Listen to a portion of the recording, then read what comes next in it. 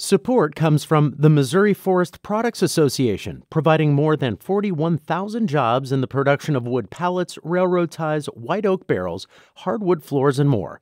Details at choosewood.com. The police are being scapegoated, particularly if you don't take into consideration the fact that we have people who are doing a great job, a phenomenal job, dedicated, and they're not getting the support that they necessarily need. It will be my absolute honor and discharge of my duty, right, to get out front to say our officers did a phenomenal job. Unfortunately, someone lost their life, but when they do something wrong, we hold them accountable as well. And you have to be out front to not only deal with the actual violent crime, but you also have to get out front and manage the negative PR.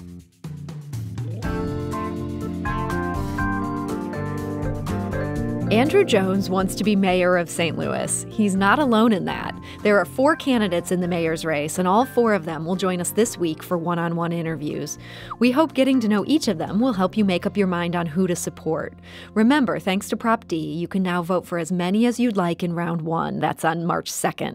The top 2 vote-getters advance to the runoff in April. And the first candidate to join us for his close-up is also the first candidate to respond to our request for an interview. That is Andrew Jones. Andrew, welcome. Good afternoon, and thank you for having me.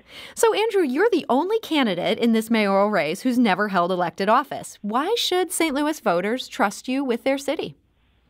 Well, I believe history with politicians has certainly been, for the last 70 years, deplorable. And I'm an outsider, a regular citizen, who's not an avid reader of history and read Aristotle, who suggested that citizens have a responsibility to participate and to help if they feel that they have the skill set to help. And I know that the city was in a bad position. I know I have the skill set, education, experience, executive level experience, work with businesses through all the areas and categories that you can think of that needs to turn the city around.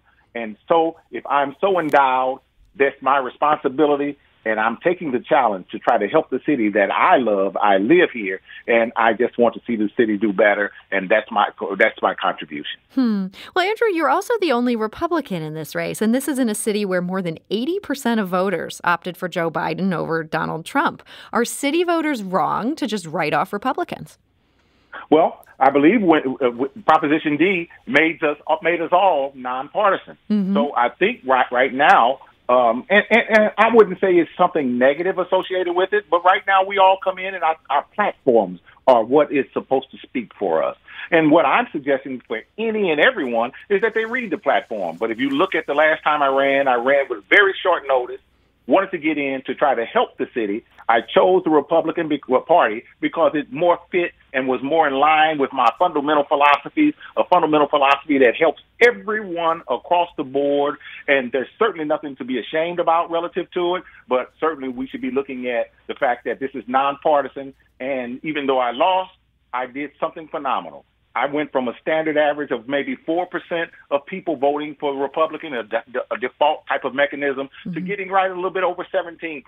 That means it resonated with some people, and we're saying it's going to resonate even more this time. So you said you got in with very short notice last time. Was there some issue where you just felt compelled to heed Aristotle's call? I got to get in this thing.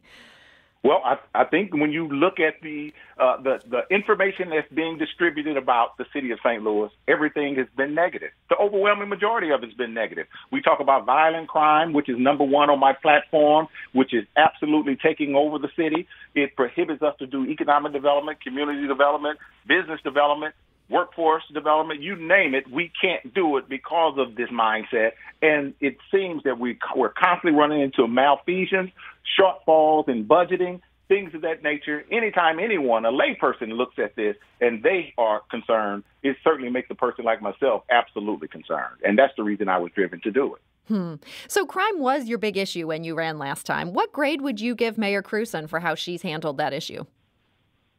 Well, it certainly wouldn't be a passing grade. It would be a failing grade because what I submit to you and everyone else who's listening is that the problem of the violent crime, as I mentioned last time, and no one took action in this category, 80% of the violent homicides that happen in the city of St. Louis is committed by a very, very small segment of this society that participate in narcotics, drugs, and gangs. Our police do a phenomenal job. They know who these people are. But as the old saying goes, a fish rots from the head down. Leadership has been absent.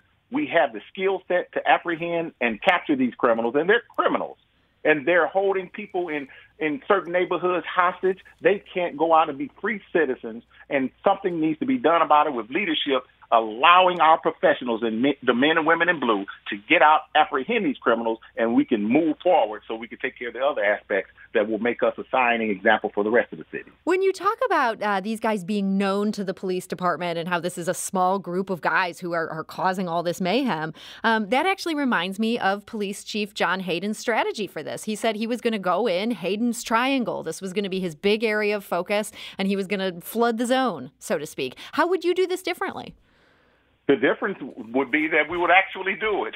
It will not be lip service. And forgive me for somewhat smiling, because we'll have some who will say that they will do certain things, but even Hayden, and pardon the pun, he's handcuffed because the direction comes from the mayor. Mm-hmm. And if there are political issues that they don't want to get out in front, because, for instance, if they say that they go out and apprehend a criminal who's violent, and it escalates up to the point where this criminal may end up losing their life in trying to apprehend them.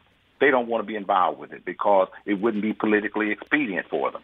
But we're saying that we're going to hold everyone accountable under my administration, and if something escalates and everyone operates through policy, I'll be the type of person, and I certainly do my background, it will be my absolute honor and discharge of my duty, right, to get out front to say our officers did a phenomenal job. Unfortunately, someone lost their life, but when they do something wrong, we hold them accountable as well. And you have to be out front to not only deal with the actual violent crime, but you also have to get out front and manage the negative PR that's associated with the city. And just like Centene's CEO said that he wouldn't do the second phase because he can't bring in talent because people are afraid of the violence here in St. Louis, that is the hallmark to let you know, the clarion call to let you know that we have to do something about it, and leadership has to be the one that pulls the trigger.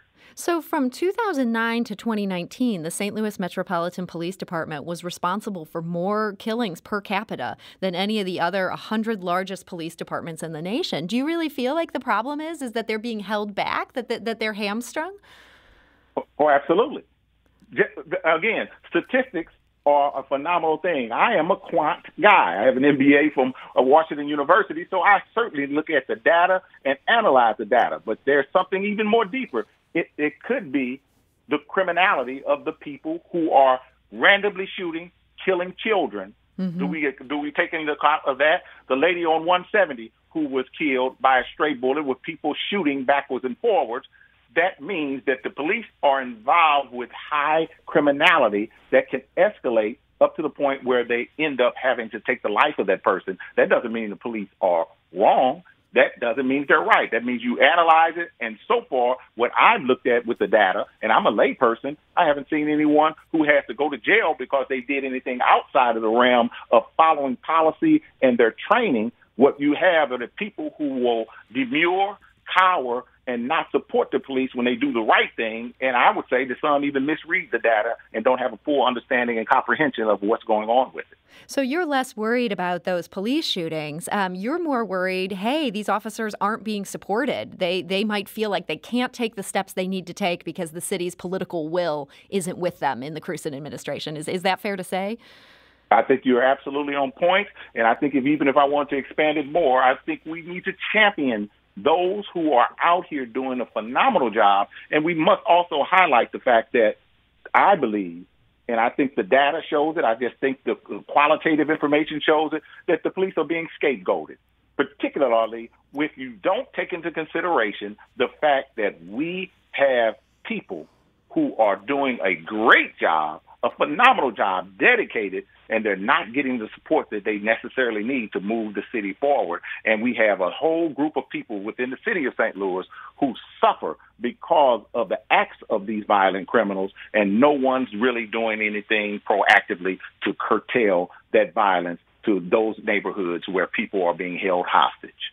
Would you keep Public Safety Director Jimmy Edwards, presuming he would be willing to stay on in a Mayor Andrew Jones administration? Would you want him to stay on as Public Safety Director? What I would like is to do and conduct a thorough analysis of all personnel. Again, we just can't do willy-nilly, knee-jerk reactions to anything. I think it's absolutely the responsibility of who's ever in charge at whatever level is to have all the pertinent data in so that you can make a well-informed decision. So for me to say that I would just randomly just fire someone and I don't have the information, I think that's irresponsible on my part. We certainly will conduct the analysis. It's not that difficult. You just have to have the will to do so. So there's a big question right now I think a lot of mayoral candidates are grappling with, and that question is, should we continue to throw a lot of money at policing the city versus the root causes of some of these, people who end up in the life, people where, they're not able to get a good education, they can't get a good job. Is it fair to say you would like to see us continue to put that money into policing, that's essential? No, what I would say, I would probably a fine line assess it, because certainly we want the police to be funded at the adequate level that they're budgeted for. Mm-hmm. We certainly want it. If there's shortfalls, we certainly want to deal with that to a large degree. But to pin it on police or to adjust financing, things of that nature, when it's not necessary, we shouldn't have to do that. The pursuit of this problem is almost like a triage scenario.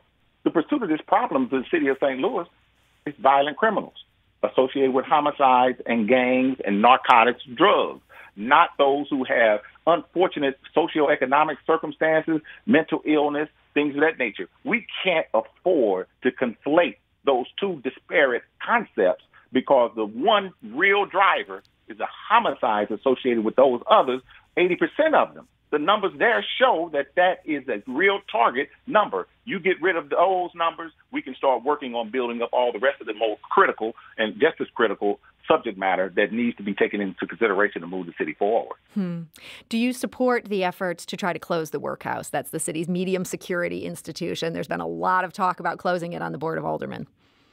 A lot of talk, and last time I ran, we talked about the exact same thing. Nothing's been done. This is the political way. Nothing's been done. And then, if it was that critical then and today, where's the data? Where are the surveys? Where's the engineering studies to show that the building should be condemned or it's inhabitable? We have a responsibility. I would have a responsibility as mayor to ensure that humane efforts are taken into consideration to house detainees associated with the particular part of this system. Nothing has been delivered. I haven't seen anything about anything being condemned. But they want us to take arbitrary decisions and just shoot it up against the wall and see if it sticks. I would be remiss in my duties if I did not go and make a proper, comprehensive, thorough assessment of what's happening there before you can make a decision. Again, anything less than that, we're being irresponsible, and I would be irresponsible. The school superintendent wants a charter school moratorium within city limits to say we've got enough charters here. We need to do what we can to support the public school system instead. Do you support that? What I support is choice for our students at this particular point in time. 18.5% of our students aren't testing above that level necessary in mathematics. They're not proficient.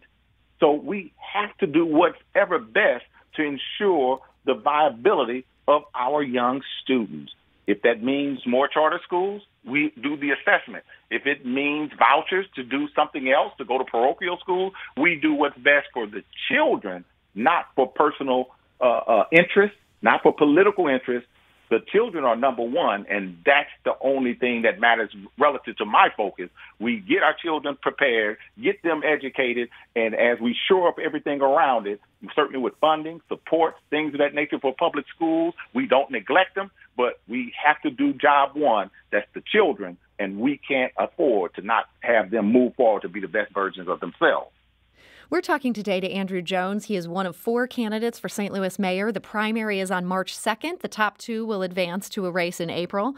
Andrew, I want to talk just briefly about your background. You grew up in East St. Louis. What was your childhood like? Working class family. Father distilled discipline. Mother instilled discipline. wanted us to be I'll use the term, wanted us to be the best versions of ourselves that we can be. We talked about strong work ethic, doing the things necessary to move forward in school. Family was important. Being ethical and moral is important. And those were the foundations that I still live by. I instill in my children, my grandchildren. And I think when you look at the accountability, responsibility part, that's what's driven me now to be in front of you on the air to talk about running for mayor, because that level of responsibility and accountability extends out to every facet of my life. And I would prefer to be at home eating some Ted Drews, watching television. But I'm out here fighting, stood outside to get all of just about 800 plus of my 1,170 signatures myself, because I wanted to get a determination from the people on what they were talking about as I asked for them to sign the petition. So my background is littered with that. As far as going to university, that was absolutely demanded for me. I got my bachelor's degree from Lincoln University, MBA from Washington University, and another master's degree from Western University. So I utilized the whole anchor institution system around in Missouri to get my education, and I've been in the electric utility business for the entire part of my career, and moved up from washing cars at Ameren to now at Southwestern Electric as Vice President of Business Development and Marketing. And Andrew, I'm going to ask you 3 questions here because we have just a few minutes left. I'm going to ask you to keep these to very short answers. What to you is the best thing about St. Louis? The people and the infrastructure and the decency of people here in St. Louis. The overwhelming majority are decent people, law-abiding people, even on the north side of St. Louis where people try to disparage a lot of people there. The overwhelming majority just want to go about their daily lives. What do you see as the worst thing about St. Louis? Not paying attention to the real problems of the city of St. Louis, not being able to solve common sense types of problems like violent crime, which is committed by that very small group of people, and we have the professionals that can get the job done. Doing things like that frustrates me. So if you could sign an executive order on day one and make just one simple policy change, what would it be? Enable your people to do the work. Support the people when they're doing their work, and be out front to make sure that no one is discriminated against because of our policy. This is equal across the board for no matter what your political beliefs are, whatever your beliefs are relative to your spouse or significant other. We're trying to maximize people's potential to be able to move forward and to be the best versions of themselves that it can be. So my thing is that we will enforce existing policies that do a phenomenal job, but the thing is enforcement. We have to enforce it. So, Andrew, I'm curious. I know you live in the Botanical Heights neighborhood of the city, and it feels like a lot of people who've done as well in their career as you've done and who, frankly, are willing to put that Republican label next to their name, they might well head out to the suburbs. What has kept you in the city and kept you invested in this place? But because of a level of a commitment. And the other thing is that I was a pretty decent athlete. I'm a competitive person, real competitive person, and I've always liked to stand up for the underdog. I'm not leaving because others have a different position. I enjoy that they have a different position. That's the way we grow. But my position will be heard, and I won't run and tuck tail because others have a position opposite of mine. I'm going to stay and fight to the end, and I'll teach everyone that having perseverance and stick-to-itiveness, not demurring, is not the way to go. But you stand strong. If you believe in something and it's not hurting others, you keep pushing and you don't give in. That's my philosophy on life, and that's the reason I'm in this race, so I can raise the clarion call on what's happening, because the city of St. Louis is already at a point of no return, and I would hate to see the city collapse because no one's doing things for the common sense rule of what needs to be done. You said we're at the point of no return in our just final seconds here, but we can still turn this thing around, right? Oh, absolutely, with the proper leadership, but you can't do it with the existing political body that's been here for this whole time. When it's time to get votes, people start singing and making up all types of slogans and symbolism about what they're going to do, and then as soon as it's over, they go back to doing business as usual. Again, the street definition of insanity is doing the same things over and over and expecting a different outcome. I'm just asking that people will look at that Aristotle quote and get more involved, hold people accountable, because I'll get fired if I don't do my job. The only way that you change politicians is that you hold them accountable by voting them out of the office, and they are directly connected to everything that's happening to the city right now. And on that note, Andrew, I want to thank you so much for joining us today. We're out of time, but Andrew Jones, thank you for joining us. Thank you so much. And the St. Louis mayoral primary is March 2nd. You can find out more about Andrew Jones at andrewjones4mayor.com. And join us this week as we talk to the other 3 candidates wanting to become mayor of St. Louis. That includes Treasurer Tashara Jones tomorrow. We do want to mention, I referred to Hayden's triangle. I should have said Hayden's rectangle. I apologize for that error. This is St. Louis on the Air on St. Louis Public Radio, 90.7 KWMU.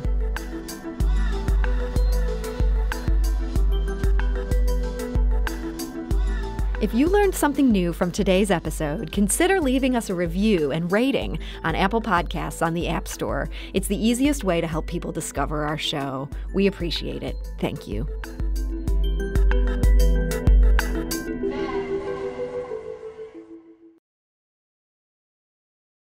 Support comes from Missouri Forest Products Association, committed to sustainable and sound conservation of the state's forests, which support more than 41,000 Missouri jobs, resulting in a $10 billion industry.